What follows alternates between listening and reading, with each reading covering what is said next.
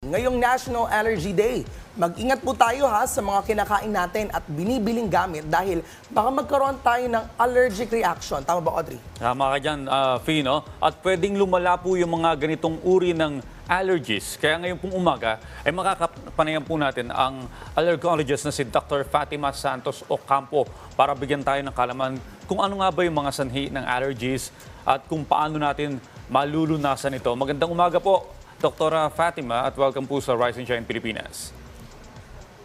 Hi, good morning. Magandang umaga sa lahat. Doktora, this is Profi together with Audrey.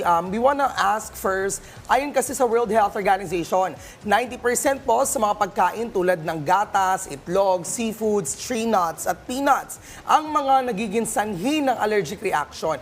Ano po ba ang dahilan? Bakit marami ang nagkaka-allergy sa mga nabanggit po nating mga pagkain? Well, okay, kasi ang food is one of the many other allergens, no? Nakaka-trigger ng allergic reaction. So, unang-una, para magka-allergy, meron tayong overactive immune system, no? Okay. Na nagre-react sa mga iba't ibang allergens. So, na-mention mo nga yung food, no? So, hindi lang yon.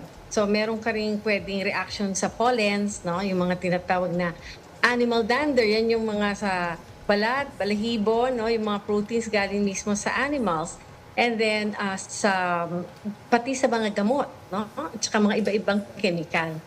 And then hindi lang 'yon. So kailangan meron ka rin yung tinatawag na genetic predisposition. Kumbaga yung likas na tendency na magkaroon ng allergy, no? Genetics kasi ito na ipapasa. At depende rin sa exposure mo sa environment, no? Ano do ba yung allergen mo, no? Iba-ibang factors, kahit nga yung season no? Meron tinatawag na pollen season. Diyan ba lumalabas yung pollen allergic ka? Yung pinaka-time na marami sila, mas maraming nag-aatake at that time, no? And then, of course, yung ating warm, humid climate, kunyari sa Philippines, napaka-conducive yan sa mga allergens katulad ng mga dust mites, no? Or even molds, yan. So, hindi lang food, no? And then, of course, exposure mo sa work, no? At saka, even sa pets, sa bahay, kung may pets kayo, pwedeng mas aatakihin ka pag yan ang allergy mo. Well, tama si Dr. Fino dahil minsan sa seafood yan, nakakaranas tayo ng allergic reaction dyan.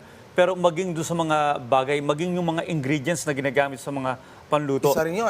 Pero ito yung gusto ko malaman Doktor, yung nahahamugan, tapos maya-maya Nagkakaroon ng spots sa balat, yun ba? Oo. Or minsan bumabahing na, Ayun. hatching ng hatching hanggang dumiretso na sa sipon. Ito po ba yung parte rin ng pagkakaroon ng allergies? Yung sinabi mo na simptomas na parang sinabi mo nga sipon, ano? Pwede yan. Ngayon, syempre, may sipon na hindi allergy. May sipon na infection, di ba? So, kailangan meron tayong maging distinction dyan. Pero tama ka, yung change no, ng weather, nakaka-trigger yan sa mga taong allergic, sa mga hindi sa food, allergy na nalalanghap. So, yung tinatawag na airborne allergens. So, pwede yan. So, yung mata, nagkumakate, nagbabahing, runny nose, barado ilong. Pero hindi dapat may fever. Yun yung siguro sa isang distinction ng allergy sa infection na sipon. Ang infection, may fever, allergy, wala.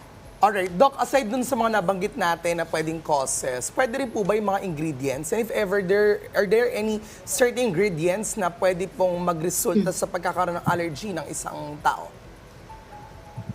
Ay, pwede yan. Kasi, lalo na yung mga sa process, no? Kunyari sa food, ang pinag-uusapan natin. Meron niyang pwedeng mga dyes, no? Yung mga preservative, no? So, pwede kang mag-react doon. Ayun. Tapos, sa food yan, sa kinakain natin.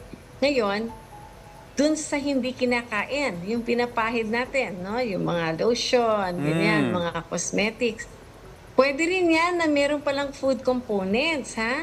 May mga moisturizer tayo na meron palang oat, no? So, pwede ko allergic ka doon. Pwede ka rin mag-react kahit na pinahid, hindi mo kinain. Tapos, meron rin mga makeup, no? Na pwede palang merong wheat, components ng wheat, no? Kaya pwede ka mag-react doon, no? And then of course, yung sinasabi mga herbal, napaka naganap nito, no? Hindi naman lahat kasi ng herbal, porque herbal, walang problema. Pwede ka mag-allergy doon. Well, Prof, alam mo kung saan ako allergic? Saan? Sa bayarin. Sa bayarin. Oo, Ako din, oo. Kasama ba yung doktora? Yung mga due date na yan, yung mga due date. yan. Pero ito, Dok, ano po ba yung mga sintomas, ano yung mga sintomas ng allergic reaction? At depende po ba sa kung saang ang allergic ng tao? Yes, oo. Yung sinabi ko kanina, no, yung sipon, o tawag natin doon allergic rhinitis. Rhinitis, no? okay. Yan. Rhinitis. So, dahil sa term na yon, ibig sabihin, ang nose, ang affected mainly, pwede ka na, yon bahing ng bahing, nagra-runny nose. Minsan, umaga, pagising mo, ayan na, bahing na ng bahing. Pwedeng mawawala siya, tapos babalik na naman siya sa gabi or again sa umaga. Usually yan yung sa airborne allergens. Ngayon, pwede rin mga ting mata, like I said, pwede kang umubo, ganyan. Tapos, paano naman pag food, no? O kaya yung kinakain natin or yung ini-ingest yung mga medicines, no? Pwedeng the same, ang symptoms na minention ko kanina, plus yung pwedeng sumakit ang tiyan, parang abdominal cramps na napakasakit. At ang worst, yung tinatawag na anaphylaxis. Yan. Ayun. Doc, marami po sa atin nga ang nagkaka-allergy. May iba-ibang mga pwede mangyari sa kanila afterwards pag sila ay natake nito. Ano po yung pinakamalala na pwede mangyari kapag inatake ng allergy ang isang tao? Okay, na-mention ko yung anaphylaxis, yan yung severe. So, ito yung pagka nagpapakita siya, tatandaan natin na ang mga iba organ systems ng katawan. Usually, ang anaphylaxis, dalawang organ systems, no, ang affected niya. For example, no, yung sa paghinga, yung difficulty of breathing, no, yun plus makate. So, yung paghinga at sa skin. So, dalawa or more organ systems na malubha talaga, no, can be life-threatening. O kaya yung bang tagulabay, yung pantal-pantal, parang na-mention mo kanina, and then biglang sabay sakit ng tiyan. Ayan. So, pwedeng senyales pala yan ng napakalala na reaction na tinatawag na anaphylaxis. Well, Doktora, sabi niyo po, Dok, na hindi maiiwasan kasi inborn po yung pagkakaroon ng allergies. Pero may mga paraan po ba na pwedeng gawin para hindi lumala ang allergy? Napaka-importante, no, pag nagmamanage tayo ng allergy. Depende yan sa kung ano yung gaano kagrabe at saka ano yung organs involved, no? So, yun yung tinofocusan natin ang pagmamanage natin.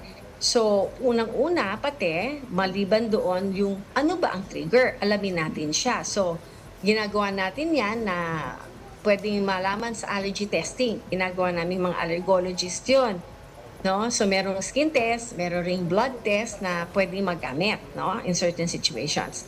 Pagkatapos, ito, yung laging, Dok, ang linis ko naman, naglilinis ako, hindi ibig sabihin na pag napaka-clean mo ay okay ka na, no? Lalo na yung mahilig ka gumamit ng mga disinfectants. So, actually, yun kasi hindi naman germs ang involved. So, tandaan natin, hindi yan dahil sa kailangan maging malinis ka, ay wala kang allergy. Then, ang pinakamaganda ay magkonsulta sa doktor.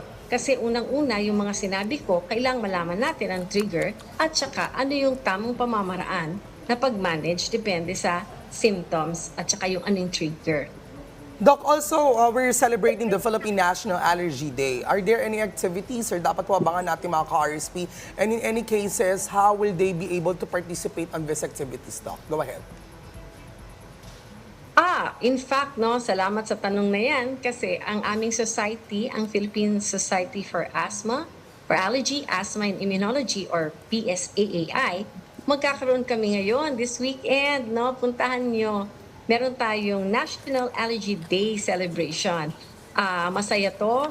Maraming mga speakers kami doon na mag-educate, no, about yung mga questions natin sa allergy na napaka-common. At saka, hindi lang yon, may entertainment pa tayo, no? May mga contest tayo doon. So, nasa Farmers Plaza yan this Sunday.